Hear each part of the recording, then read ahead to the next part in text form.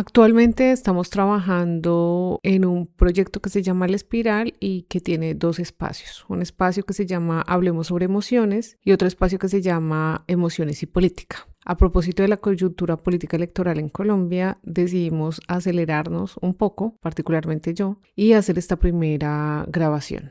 Lo que venimos haciendo hace 3 meses aproximadamente es escuchando los discursos de candidatas y candidatos a la presidencia de Colombia para identificar si hay unos elementos que son núcleo de la diferencia entre los proyectos políticos que le ofrecen a la ciudadanía. Quisiéramos hablar de 3 temas que hemos encontrado y que nos parecen importantes y que no han sido tema de discusión profunda porque en ese camino de escuchar a las candidatas y a los candidatos nos encontramos con un abanico muy amplio de fuentes de información, tanto en medios de comunicación tradicionales o corporativos, otros medios de comunicación que quizás son más alternativos o independientes, no sé cuál es la mejor palabra para describirlos, y otras fuentes de información que se comparten a través de redes sociales, como digamos que medios que funcionan solo a través de redes o también contenido que generan influencers. Y allí creo que sí es posible hablar de 2 tipos de información. Una que creo que se construye de manera muy rigurosa. En Colombia también hay ejemplos de muy buen periodismo, pero un grueso de la información es una información que genera mucho ruido y que yo diría que hace demasiado hincapié en las disputas entre facciones políticas y construye un show mediático alrededor de esas disputas políticas. Básicamente lo que hace es amplificar esas disputas, ¿no? Entonces, eso crea eso genera una dirección desafortunada del debate político y es que el escándalo termina cooptando más la atención y dando menos profundidad a conversaciones un poco más tranquilas sobre lo que las diferencias de país básicamente que nos están proponiendo, pero también sobre las posibilidades que tiene una candidata o un candidato en un periodo tan corto de 4 años.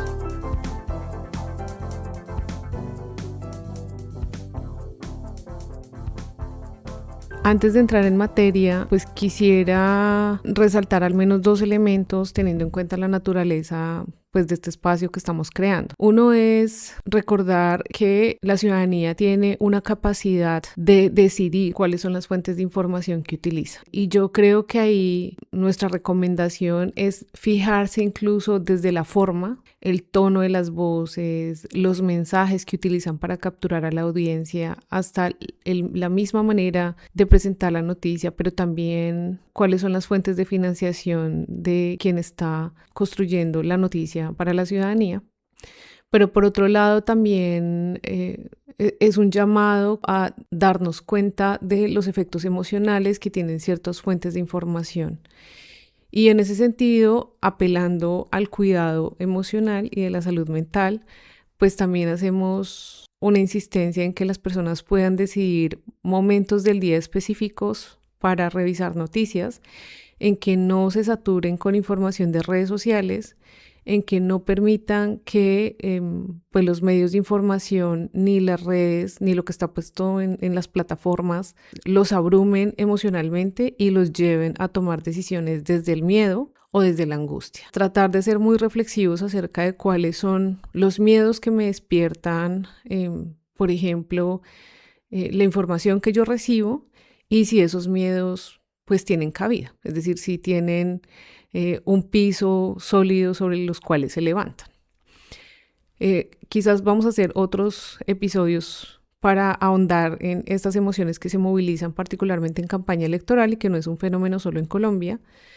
Hacemos un llamado como a ser bastante reflexivos a la hora de poder escuchar qué me están diciendo esos candidatos, cuáles son las apuestas políticas, y eso es lo que le conviene a un país como que ha tenido una historia que no ha sido fácil, y también a un cuidado personal, no a distanciarnos de la política y ser indiferente a ello, pero sí elegir las fuentes de información.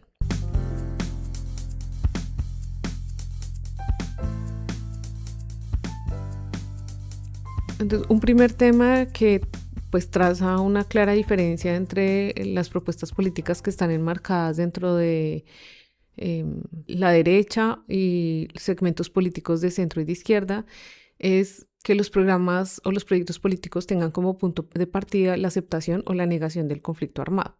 Y aquí quiero mencionar varias cosas. Lo primero es, nosotros tuvimos una comisión de la verdad que estimó un aproximado de 10 millones de víctimas, y es una cifra que sabemos que quizás es menor de la real.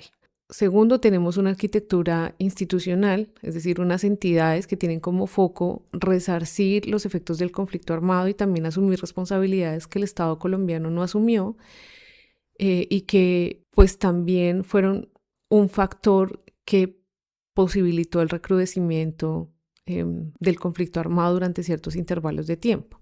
Y esa arquitectura institucional se ha venido consolidando, y hay que decir que no se crea solo por unas decisiones de gobierno, sino que usualmente esas expresiones en lo institucional son resultados de procesos sociales jalonados desde distintas orillas de más largo aliento.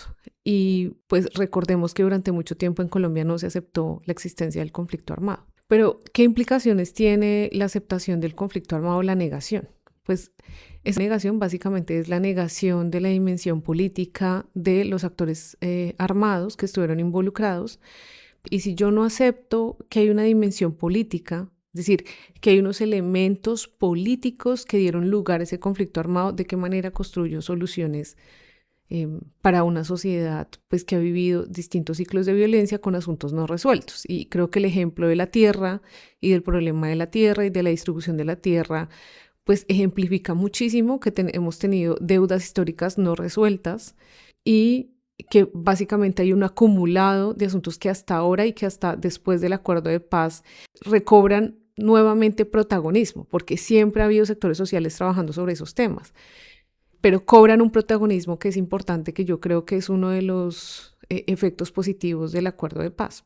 Entonces, si yo niego, digamos que esos elementos políticos que estuvieron involucrados, ¿cómo puedo construir una propuesta de gobierno para una sociedad en donde buena parte tuvo que experimentar de manera directa o indirecta la guerra? Y en donde todavía vemos consecuencias, ¿sí? Vemos varios grupos armados, vemos reclutamiento forzado, y vemos cómo, digamos, que esa dinámica también armada pues sigue teniendo unos efectos nefastos sobre la población civil. Entonces yo creo que sí es un elemento importante a la hora de decidir por quién votar. Yo creo que votar sobre una propuesta que niega lo que le ha pasado al país, pues tiene también efectos nocivos en la reconciliación. La reconciliación siempre es más difícil cuando se parte de la base de la negación de lo que le sucedió al otro. También es nefasta en la medida en que van muchos firmantes de paz que fueron asesinados, y que yo creo que si bien es cierto, no se requiere que la sociedad en general tenga un consenso o acepte la existencia de ese conflicto armado para, digamos, que seguir avanzando en la reconciliación, porque en Colombia hay un sinfín de iniciativas de reconciliación, incluso antes de que se reconociera públicamente la existencia del conflicto armado, pero sí hace la tarea más difícil, ¿sí? Y creo que la escena política, una escena política que en muchos casos es tan corrosiva, unos medios de comunicación que amplifican, digamos, que esas prácticas o esa continua agresividad, como a veces en el discurso político, y ese cruce de límites constantes, una gran muestra de que Colombia sí necesita como horizontes de reconciliación. Un segundo aspecto ligado con ese primero son las perspectivas de seguridad, que ahí pues sí hay una distancia un poco entre lo que se plantea desde los proyectos que se enmarcan en la línea política pues de derecha y entre las líneas políticas de centro y de izquierda. A veces en las propuestas de centro eso suele ser más difuso, ¿no? Pero no hay ningún proyecto político actualmente que no le vaya a apostar al fortalecimiento de las acciones armadas para enfrentar ciertas agrupaciones que están haciendo presencia en algunos lugares del país. Pero, pues, si la perspectiva de seguridad se reduce solamente a dar bala y a fortalecer las fuerzas militares y a considerar que es la confrontación armada la que resuelve el asunto, pues básicamente es volver a caer en el mismo bucle. Y es el bucle que considera que más violencia resuelve violencia. Además, porque particularmente en este punto creo que hay unas perspectivas muy ligeras. Y les cuento una anécdota. Cuando yo estaba en la universidad y estaba en la política de seguridad democrática, hubo compañeros pues que reclutó el ejército. Y si bien es cierto, ellos pudieron resolver luego adquirir la libreta militar para no irse a prestar servicio militar, yo creo que pues ese no fue el caso de muchas personas. Yo pienso como lo difícil que puede ser para un joven, para alguien de 18 años que recién sale del colegio, tener que tomar las armas. A veces creo que no pensamos en las consecuencias de tener muchos jóvenes y niños que aprenden el oficio de la guerra en Colombia. Y por eso creo que tiene que haber una idea de seguridad más integral. Y les pregunto incluso qué los hace sentir seguros a ustedes. Y si existieran solo confrontaciones armadas, que además no se van a dar quizás en las ciudades, pero sí en las zonas rurales, ¿eso les da seguridad en sí mismo? No. Hay una necesidad de política social, de robustecer política social. Hay otros elementos que son claves en la seguridad de las personas, ¿sí?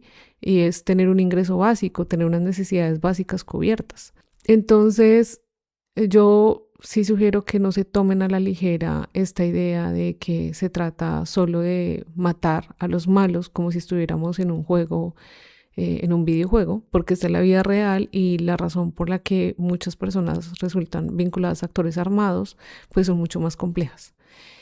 Y por otro lado, creo que también nos quita de la vista que muchas de esas confrontaciones armadas se dan en lugares en donde pues la población civil está muy desprotegida. Entonces yo creo que pues también es un llamado a las personas de las ciudades a que pues también piensen en lo que puede implicar para la población civil pues una confrontación armada. Si ellos lo demandan, eso es otro tema, pero creo que a veces desde las ciudades se olvida muchísimo las implicaciones que tiene experimentar de manera directa pues confrontaciones entre distintas facciones armadas. Bueno, el último tema que yo creo que sí traza una diferencia entre los proyectos políticos es sobre la reducción del Estado o el robustecimiento del Estado.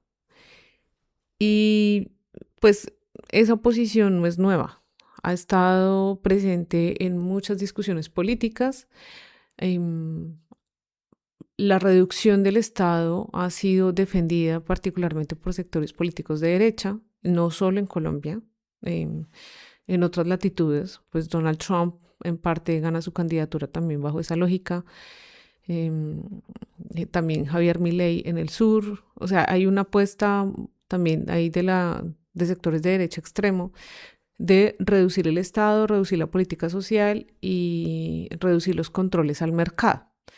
Pero en Colombia, digamos que uno ve dos creencias asociadas a esta idea de reducir el Estado. Por un lado, esta consideración de que como en el Estado hay corrupción, la solución es reducir el Estado y privatizar pues, las empresas del Estado.